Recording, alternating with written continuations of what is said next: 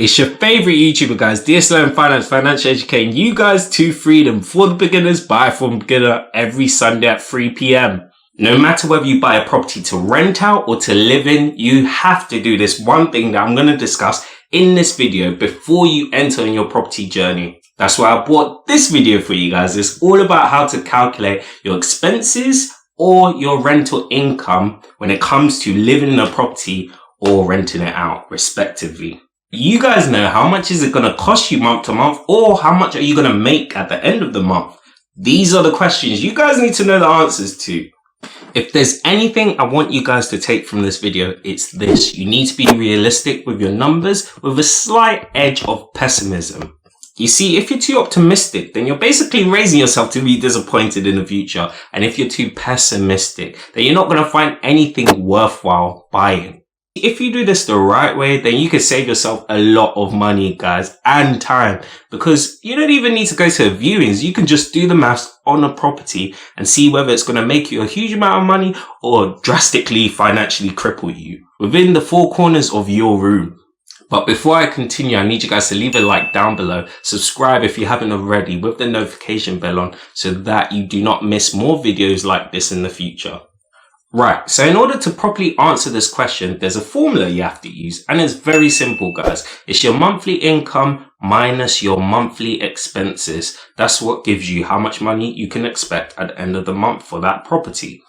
And if you're living in a property, then it gets even simpler, guys. There's no monthly income. Instead, you're just left with the monthly expenses. And it's no longer a monthly profit that it equates to, it's a monthly cost. But in order to allow you guys to be able to handle either case, whichever suits your property, I'm going to actually be talking about the more complicated case, i.e. renting a property.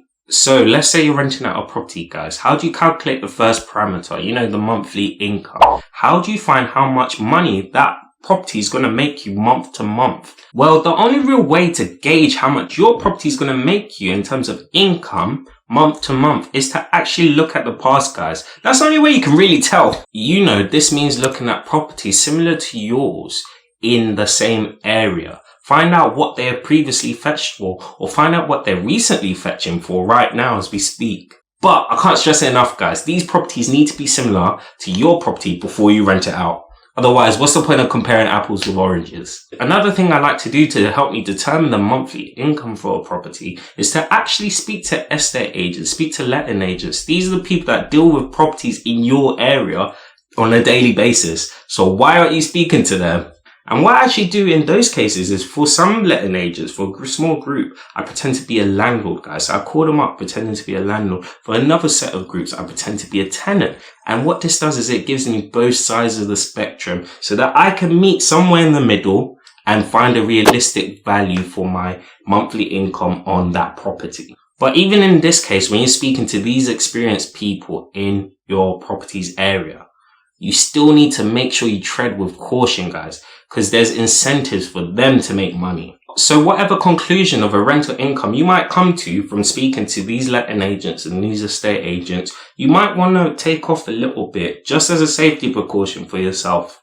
For example, if I was trying to rent out a 4-bed HMO property, so, you know, renting out 4 rooms separately to separate tenants, and I compared it with a similar sort of property in the same area that was also a 4-bed, let's say that property was making £1,600 each month collectively. So it's 4 rooms, £400 each. I wouldn't necessarily base my figure, my rental income, on 1,600. What I would be more inclined to do is to base my rent on only 3 out of 4 of those properties being rented out. So, you know, £1,200. Because it's not realistic, guys. All 4 rooms to be rented out 24/7. That's impossible, guys. You're going to have intermediate periods. You're going to have periods where at least 1 room is vacant. You're going to have periods where you're waiting for the new tenant to come in, waiting for the old ones to leave. So it's more realistic to base it on 3 rooms as opposed to 4. And it also acts as a safety cushion for you as well. Another case where I like to be a little bit pessimistic on what the letting agents tell you guys, you know, is when they actually give you figures. So let's say a letting agent told me that to rent out a property, this property as a single let, it will probably make me £2,000 to £1,600 monthly income. I would then take that lowest number and probably go down even lower. So I would expect probably around 1,500. Doing that probably is going to make me get the more realistic number. Great, you've managed to find yourself a realistic monthly income to base all your calculations on. The next step is finding out what your expenses are. But before you calculate your expenses, it's important you guys know what expenses are there actually. To be quite honest with you guys, there are a lot of expenses, different types of ones that can be applicable to your property. So in no particular order, I'm going to start off with one, mortgage. So your monthly mortgage bills. You guys need to get a rough idea of how much that is going to cost you.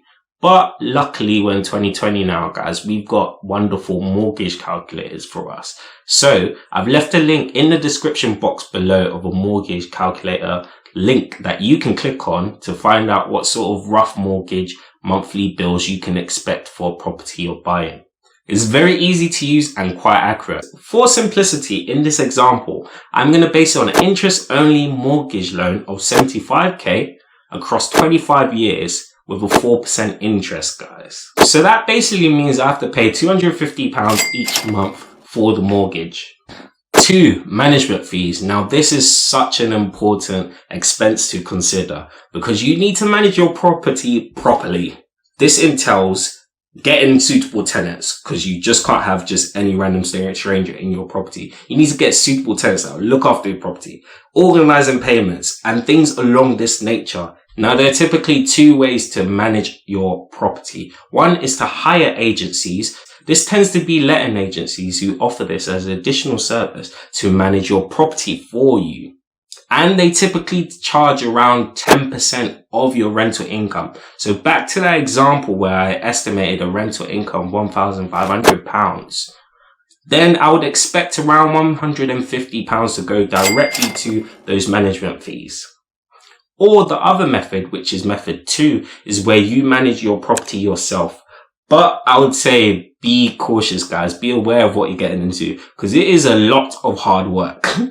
3, maintenance fees. Now, this is quite a similar price to what you can expect for your management fees. So it's typically 10% of your rental income that you can expect to allocate towards maintaining that property. So it would be, in this example, £150. But it slightly differs because you're not necessarily giving that money to one person in particular. What you're actually doing with that money is you're getting it and you're collecting it and you're saving it for a rainy day to cover all those maintenance issues that might come in the future. So technically it's still your money, but in order to manage your cost and risk, you're saving it to the side for a rainy day. 4, electricity bills. Now, this can vary from household to household, depending on wherever your property is based in.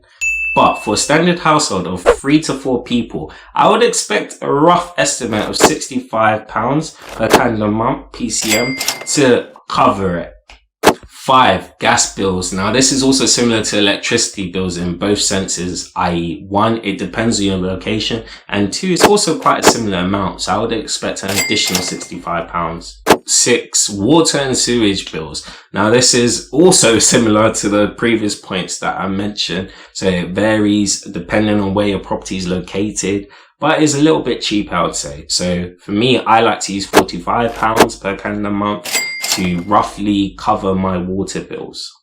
7, the dreaded council tax. Now, as you can probably guess, this also varies, but a rough cost I tend to use is £120 each and every month allocated towards paying the council tax.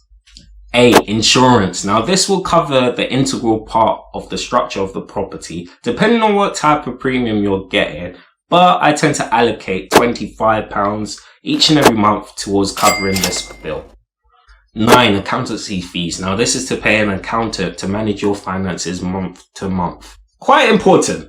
I typically put £50 each and every month aside whenever I'm doing my calculations for this fee. 10, internet bills. I find that £40 per calendar month tends to cover this. 11, garden/lawn care. Simply put, it can get expensive looking after your garden space for your property. It can cost up to £40 per hour hiring a professional gardening company to come and look and tend to your property. So what a lot of landlords like to do is that they like to leave it up to the responsibility of the tenant to look after the garden space. But also be wary, guys, of how you're renting out the property, because one size doesn't fit all. When you're renting it out towards a family now, they're more likely to want to look after the garden space because they're going to make that property their home.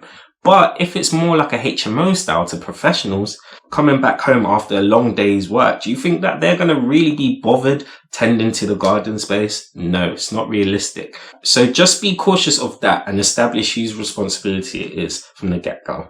12 others. Even though there's a long list of expenses I've told you guys about, there might be others that you guys can think of that might be applicable to your property specifically. Those need to be considered too. And finally, 13, vacancies. This is one of the most important ones because a lot of landlords can miss this one out just because they get too optimistic and think, okay, I'm going to rent all rooms out. But it's not realistic, guys. What happens at those in-between times? What happens when old tenants moving out and new tenants moving in? What happens at that transition point when no one's living in that room? What happens during those times? Do you think you could go to your mortgage company and tell them, look, no one's living in the property here, so I can't really pay you? That ain't gonna cut it. Do you think you can go to the government, the council, and tell them, look, no one's living in the property, so I can't really pay your council tax each month? That's not going to cut it either.